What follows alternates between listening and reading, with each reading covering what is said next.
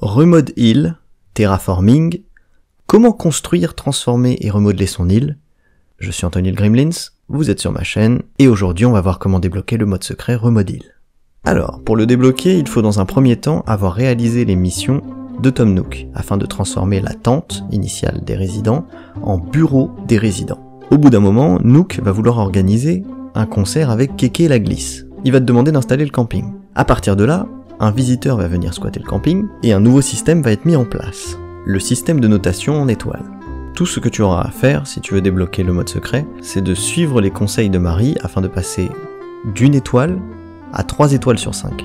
Dans un premier temps, ce qu'elle va te demander, c'est de ramener plus d'habitants. À partir de là, 2 options s'offrent à toi. Tu peux investir dans des parcelles qui coûtent 10 000 clochettes l'unité. En plus, tu seras récompensé en miles, donc c'est intéressant. Et une fois que la parcelle est mise en place, tu peux utiliser l'île mystère afin d'aller chercher un nouvel habitant. Ou alors, la deuxième option, c'est que si tu as un amiibo personnage d'Animal Crossing, tu vas pouvoir le synchroniser sur le Nook Stop afin que le personnage de ta figurine rejoigne ton île directement. Alors attention, ça ne marche pas avec tous les amiibo. Moi j'ai essayé avec Tom Nook et j'ai eu le droit à une petite scène bonus qui était bien rigolote et que je vous laisse découvrir.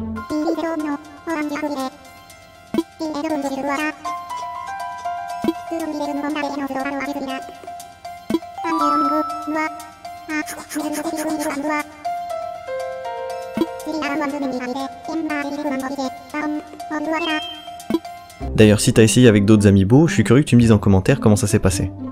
Ensuite, ce qui va se passer dans un deuxième temps, c'est que Marie va te demander de mettre de la déco. Là aussi, plusieurs options s'offrent à toi.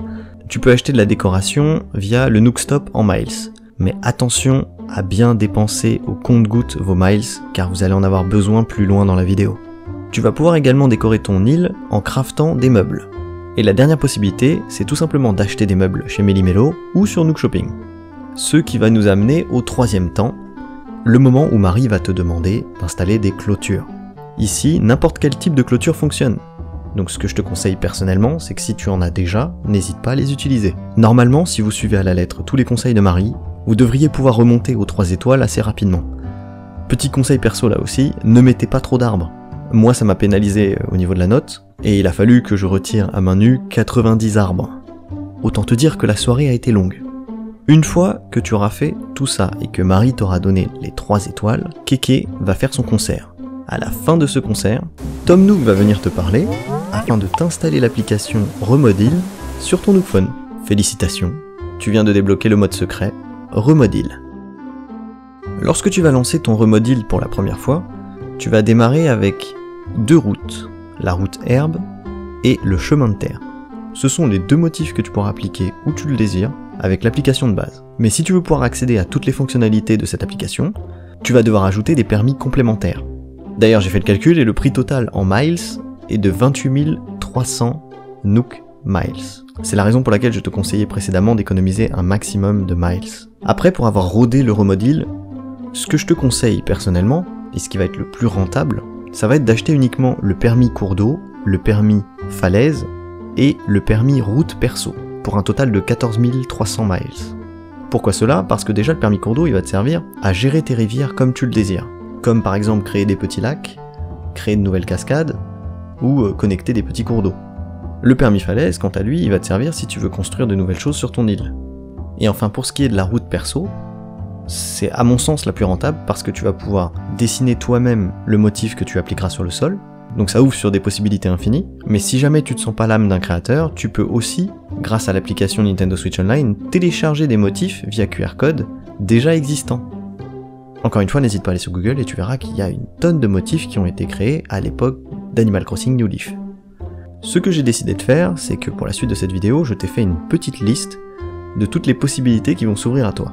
D'ailleurs, si jamais vous avez une astuce personnelle à ajouter, n'hésitez pas à la mettre en commentaire, je ferai un petit message épinglé, histoire de faire une liste de tout ce que vous m'avez suggéré.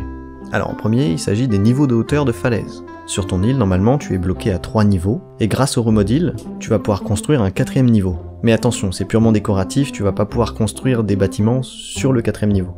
Parce que tu vas très vite te rendre compte qu'il n'est pas accessible en fait. Le deuxième truc, c'est le service de nettoyage. Dans l'application, si tu regardes bien, t'as un service de nettoyage qui en gros va nettoyer toutes les cases qui sont autour de toi.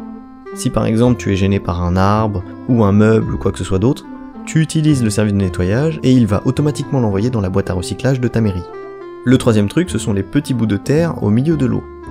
Comme tu peux maintenant construire de la matière, tu peux créer des espèces de mini-ponts. Ça t'évite de débourser 100 000 clochettes auprès de Tom Nook, et comme ça tu peux construire le petit pont de tes rêves.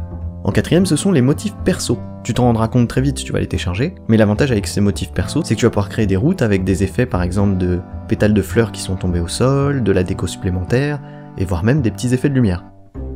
Alors en sixième, j'ai vérifié, on ne peut pas appliquer de motifs sur les falaises. Ça paraît logique dit comme ça, mais mon réflexe a été de tester pour voir s'il y avait moyen de dessiner des trucs sur les falaises, etc. La réponse est non. En 7, j'ai remarqué qu'on peut placer des objets sur les motifs qui ont été disposés au sol.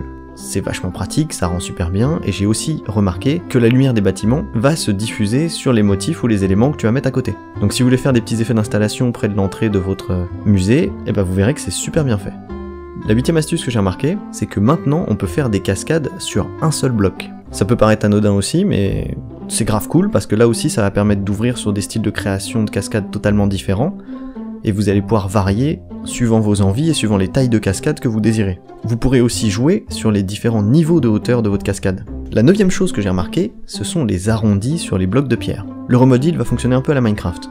C'est un principe de case, et donc si tu le désires, tu peux faire des gros blocs de falaise. Mais ce que tu peux faire, c'est que si tu as un bloc de 4 et que tu tapes avec ta pelle sur les angles droits du carré, tu vas pouvoir les arrondir. Je trouve que c'est un petit détail qui fait la différence et qui va te permettre de totalement sculpter ton île au fur et à mesure.